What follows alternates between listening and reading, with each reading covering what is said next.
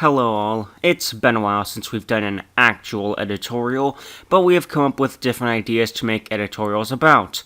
So we've designed what will be a little series called The Signs of Bad Storytelling, with this video being the first installation in it. Hopefully I remember to do all the others. So, what am I going to talk about today? Let's talk villains. Now, the last time I talked about villains, I was with Human Wolf, and how sometimes they may not be necessary because there are different ways to tell a story. Man vs. man vs. self, man vs. nature, and man vs. society. You know, that stuff. But now, I want to go a little bit deeper. But how do villains go with bad storytelling? Simple. When you hype up a villain and don't deliver on the fight. However, sometimes villains do need to be a little hyped up. In order to do this, you'll have to give the villain some moments that show their own character shining through. Whether it be having random fights, talking and prodding the heroes, working on their plan, or just being a wild card. In some ways, a villain is similar to a rival character, since both require a decent amount of screen time and start out as a threat to the hero or main character. Now, before I go any further, let's talk about how to actually write a villain. Or at least my approach when it comes to writing one. Aside from them being the final fight, there are some key steps you'll need in order to set up an actual villain. These steps are the inciting incident, the first meeting, and the final confrontation. There is a fourth point, but I don't believe it is truly necessary for a villain, that being the origin. The inciting incident in a story is when the plot actually begins. It's mostly tied to the hero or main character, but it can also be tied to the villain. An example of an inciting incident is something like the hero's town is burned to the ground by the villain and their forces. In this instance, it is the first time the villain and hero become woven into a story. The story becomes the hero trying to defeat said villain, with the villain trying to wipe them out once they've proven they are a nuisance. However, I will say you don't actually need to have the villain revealed to the hero in this instance. At least the audience needs to know. So you can reveal the villain, or at least their voice and part of their body, like Dr. Claw or something, to the audience, but the hero may not know about their existence at the start of the story. Next up, we have the first meeting.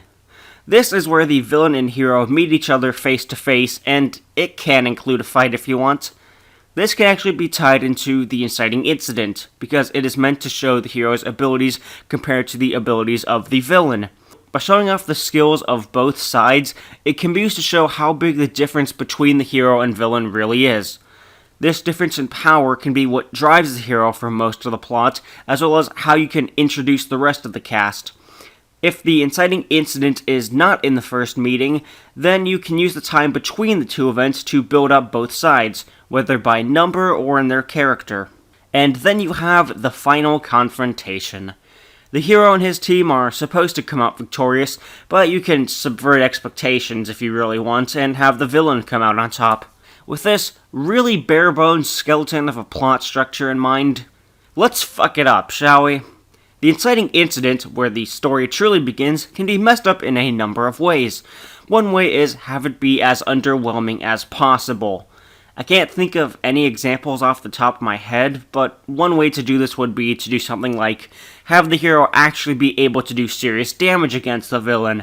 Now, I don't mean to say that the hero can never damage the villain early on, but the damage the hero does should be paced well across the story.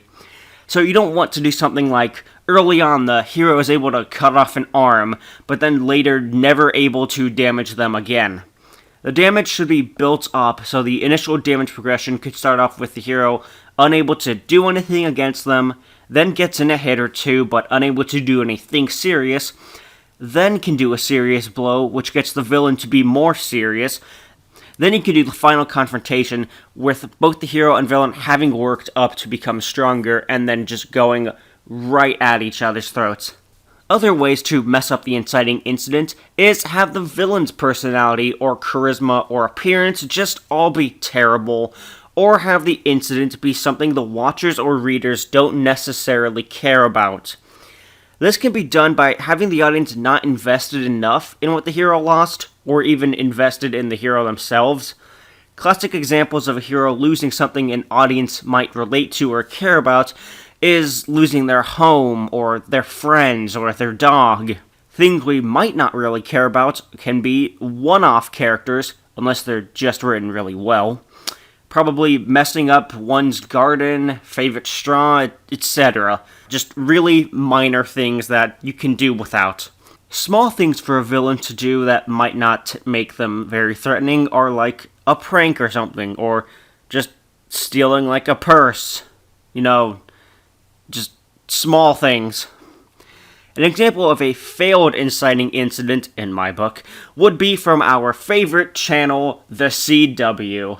Let's look at The Flash, Season 4, Episode 1, when we first meet who we think is going to be the villain.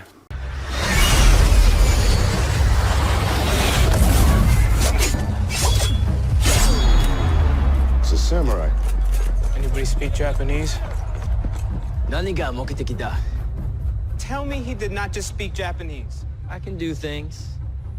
我々はあなたを傷つけるつもりはない. The Flash. Yeah, you're looking at him, pal. You're not the Flash. You're not the best. Bring me the Flash, Sensing an or else. or else your city falls. The Flash ain't coming. Furthermore, Mifune, we're gonna need you to sheath that sword before somebody gets hurt. Somebody like you, for instance. Because you're up against some bad hombres. And what do you think you're gonna do against us? With a sword?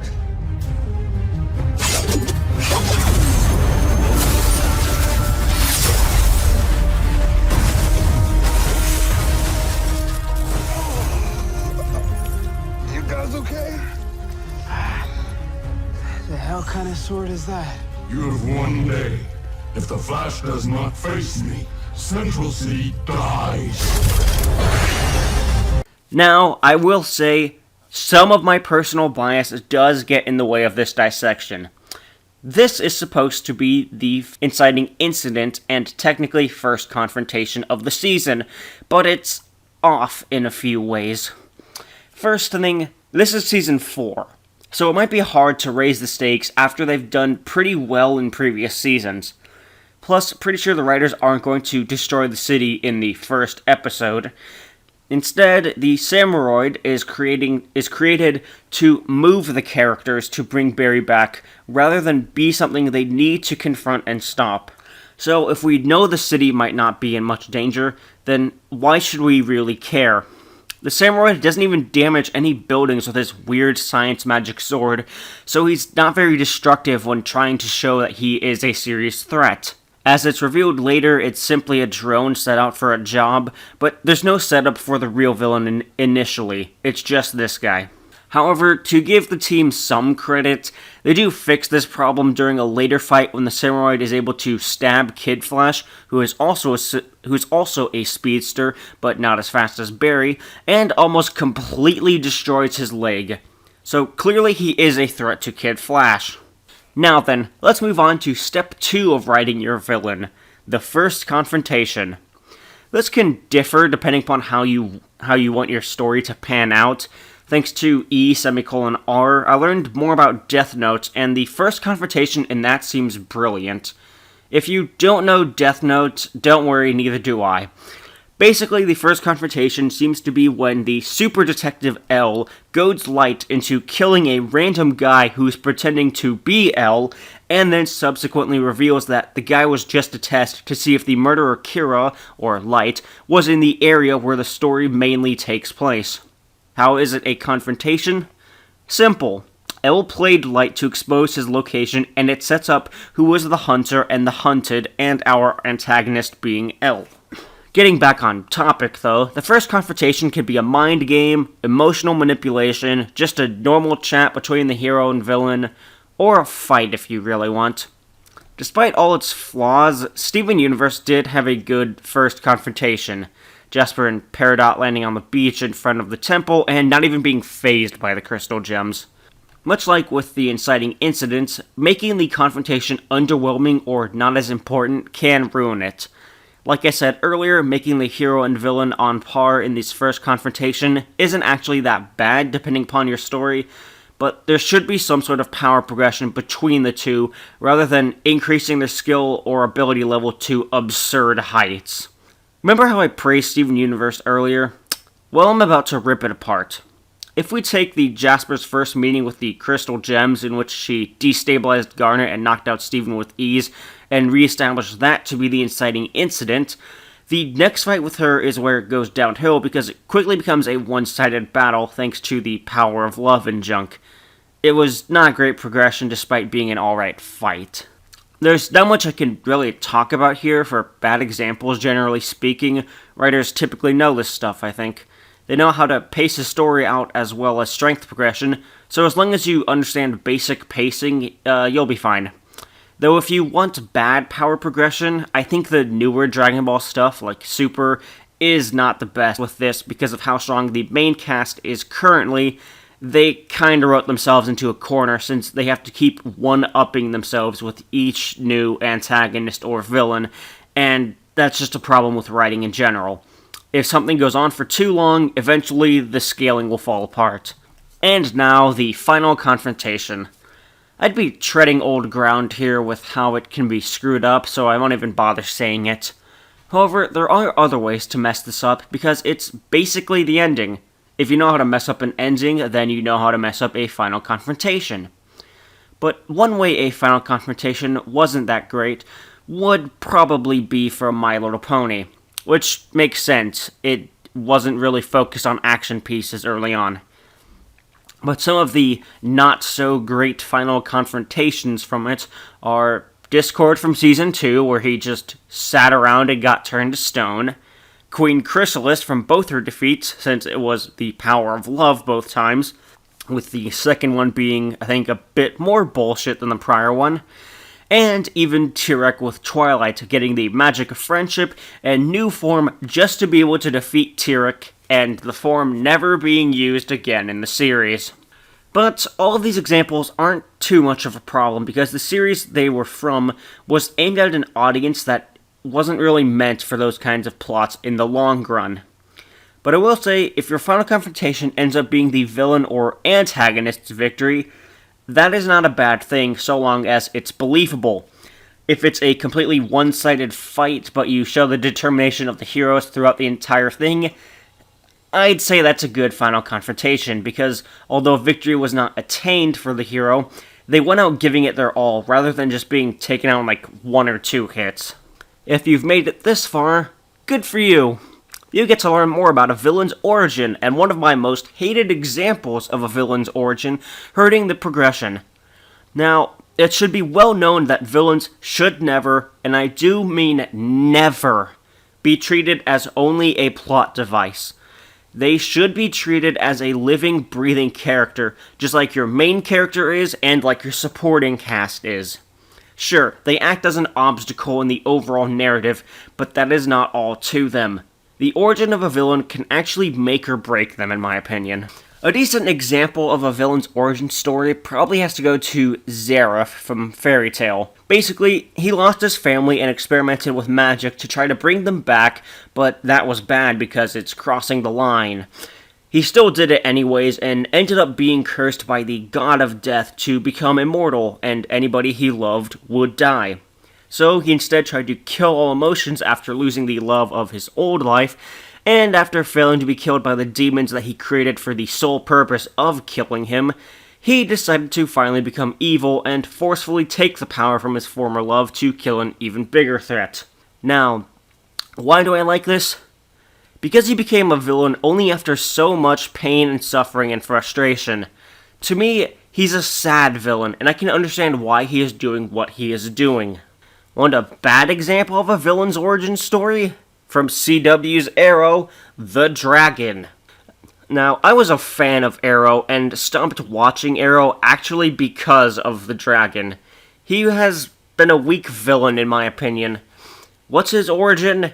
He was in an orphanage after his father died, and a bully would pick on him by burning the pictures of his dad and his arm, and called a loser. Gasp! He was called a loser, the harshest of kindergarten-level insults. So, how does this sob story hurt the dragon's character?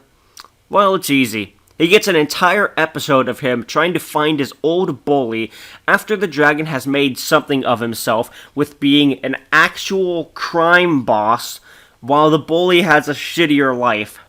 So, does the dragon just flex about his more successful life and leave him to living a crummy life? Nah, he totally kills him because the dragon couldn't move past it despite his obviously better life.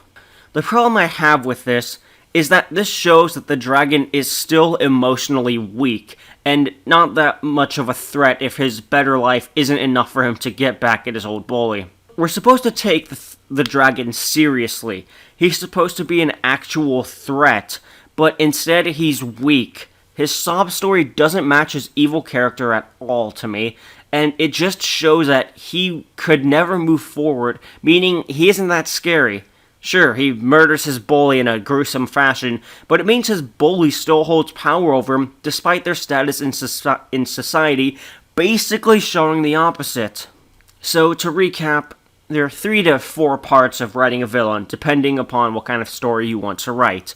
The inciting incident, where the fate of the hero and villain first become intertwined. The first confrontation, where the hero and villain first come face to face and their difference in abilities is very clear to the characters and audience. And the final confrontation is an important part to end your story. You can space these different parts out however you like, and as long as the pacing is solid between them and the difference in abilities never reaches unbelievable proportions, you should be fine. But I also think that the most important thing to take away from this is that your villain, antagonist, bad guy or gal, whatever you want to call them, is still a character and should be treated as such. They are not a plot device. They can have an origin if you want them to, but hopefully it flows well with how they became a villain, rather than possibly hurt their progress or go against their current character. And with that, I hope you all enjoyed this first step into an editorial miniseries, or at least that's the plan for it. It took me a lot of time to become comfortable with this script, in all honesty, so I hope you all enjoyed it. Take everything said here as well with a grain of salt, as I'm not that great of a writer, and these are just my opinions. I'm Femwolf, and I'll see you all later.